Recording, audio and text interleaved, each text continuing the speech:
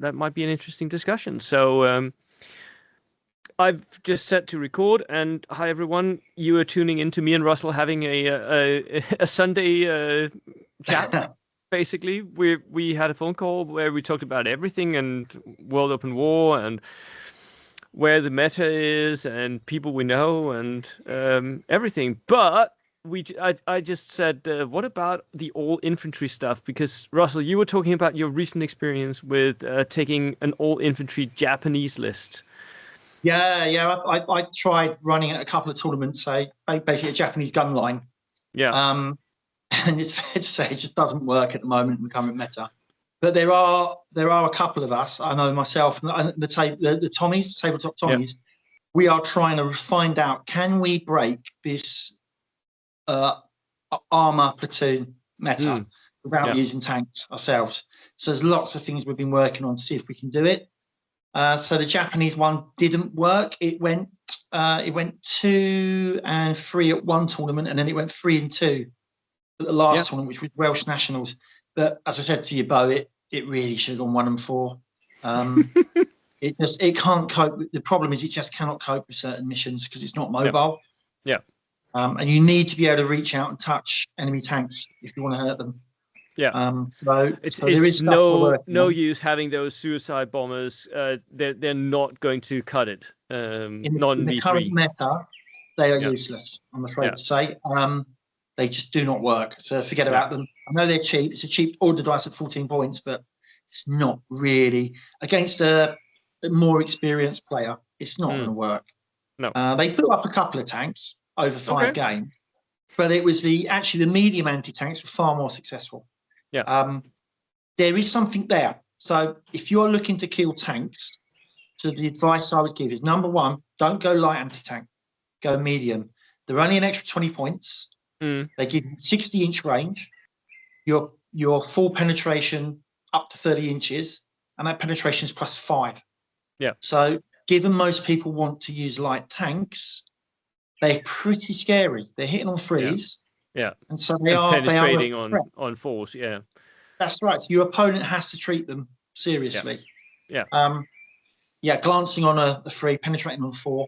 Yeah. And then if given it's not well understood, but the artillery recruiting rules are crazy.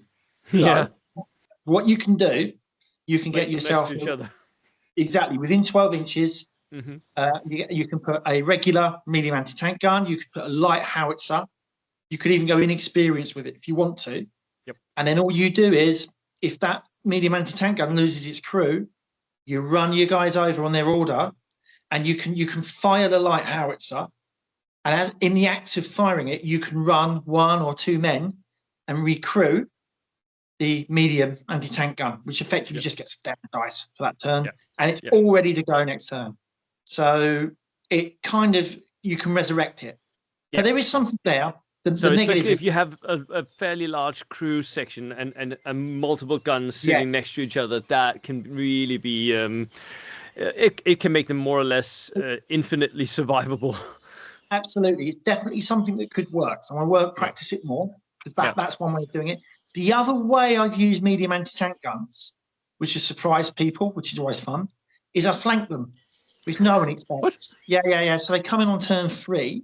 Yeah. And everyone's like, well, you haven't used it for 3. Even on turn 3, it comes on and can't fire. I'm like, yeah, but you should see the absolute panic it causes when it gets behind the enemy armor from turn 3.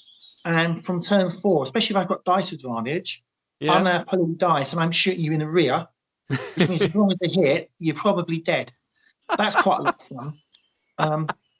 So mediums, there might be something to them. There might be any other tricks you picked up from desperately trying to make infantry better? Oh, yeah. So the other things, HMGs. Yeah. I think a few people have picked up on this, but they are wonderful. Again, if you can flank them in, because you get them within 6 inches to the side or the rear of an enemy tank, 3 shots, and all of a sudden you're like, I'm hitting on a 3. Well, +2. Effectively pen +2. Yeah. Plus also I'm hitting your rear armor, which is another +2 against the front armor. They're effective. They work. So HMGs are definitely useful. The other thing I tried is putting bazooka team in the HMG. So if the HMG doesn't get it, the bazooka will try to get it. If the HMG gets it, the bazooka picks another tank target. That's worked reasonably. That seems to be okay. Yeah. So that covers bazookas. Piats can do the same thing. Yeah. Panzer Schreckers, we discussed, are far too expensive. They need a points cut, and then they'd be great. Yeah. Panzerfaust possibly also the bazooka is a little too expensive. But with the new armies of US book, you can spam a lot of bazookas out if you want to. Yeah. If that's where you want to go. The only problem with bazookas is they don't have that long range. Yeah. So if your opponent is a bit more cautious with their armor and they use infantry to, as they should do, to support them, they might sit the armor back a bit more, and then they're just kind of out of range, just firing in. Causing problems, and then your two-man bazooka team is very likely to, if you expose them, to get shot and killed. They're very vulnerable. Now, the problem they have as well as a two-man team is if one of them's peeking around the wall, peeking around corner, they're not getting cover. As written, you need over half of them behind cover, which you can't do with a two-man team. So that's a bit annoying. The other weapon system. Flamethrowers can be useful. They're not as good as they were, as we know. So that Flamethrowers will make a big comeback in V3. But I think the tabletop Tommies ran an all-infantry list with Flamethrowers in it. Johnny often does this, where he barbecues all the way and runs it up in soft skinned or whatever. And I think they did all right in their last tournament. Yeah, Phil won their last tournament. I think it was a 12-person tournament. They always do well. They scored well in Welsh Nationals. Yeah. They've got a lot of experience of running flamethrowers. It's the first thing. Also, unlike a bazooka, a flamethrower is a lot more versatile. So you can obviously put it on top of troops as well. But compared to the old V2, it's just not what it was as a weapon system. But it's making a comeback because it can hit tanks. Yeah. So that's why we're seeing them. The other thing we're seeing is we're seeing very few of them so far. But when they are being used, they can be deadly, and it's air observers. We're now starting to see US air observers appear. And one of the concerns was that AA would just keep them off the table. Yeah. But most AA weapons, not all of them, but most of them are forward-facing pintles. So as long as you place your aircraft and it comes in from a correct position. Where the forward-facing guns can't see it, then you're okay. Exactly. And the other thing that was contentious, so we had this, actually, I had to clarify it, and it's worth people being aware of this. You pick a target for your aircraft. You place your aircraft 18 inches away. Now, in order to hit the aircraft, where the aircraft is placed 18 inches away has to be in your visibility. It's not the actual target, because the idea is the plane has fired and pulled away at that point. So you need to see where the plane's entered. You can't just put your pintle facing your own tank and go, you hit it. So that gives them a bit more protection. It might mean 360 MMGs and HMGs become more popular if we see more air observers. I would think so. And there are ways to get that, at least if you're running Americans. Look at the M3s, right? That's interesting. Well, and the Russians definitely can run that with some of their gun systems. But air observers, I know you spoke to Al Unicum about it. They're really interesting. I've run them in tests, and the other thing they can do. So it's not even the case of sometimes you won't have a vehicle to target, and I've always believed in use it or lose it. So just get your shots. It might not be ideal, but I played a game where I fired at an empty building, and it really surprised my opponent. He was like, "You can't do that." I'm like, "Actually, I can." If you look at the rule book, you can fire at empty buildings with air observers. And what it did was everything within 6 inches of the building was getting D3 pins. Yeah. And everything within 6 inches of where the plane came in got D3 pins. So I managed to get pins on about 8 different units. Wow. And that's really valuable in the game. Okay, I'm not going to kill anything, but I would argue that's probably better use of your points, and maybe even an artillery observer. It's at least a better use of your points than not shooting the air observer at all. Exactly. Because the risk is you sit and wait for your target. Yeah. I'm speaking about the Americans here, because 2 shots. Even with 1 shot, they're they're too expensive for one shot, 75 points. Yeah. But for 2 shots, I think they're quite good value. Yeah.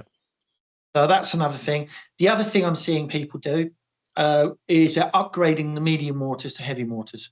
Mm. And Yes.